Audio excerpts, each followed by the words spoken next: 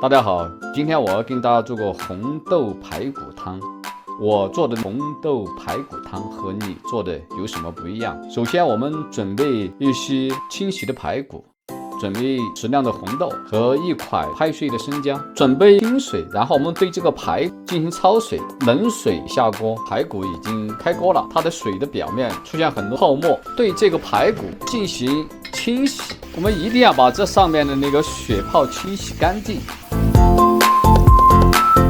在压力锅里准备适量的水，把生姜片也放进去，把清洗干净的这个红豆也倒进去。压力锅上面冒气以后，等上12分钟，关火。时间到了以后，加入少许的盐，少许鸡精。我们这个红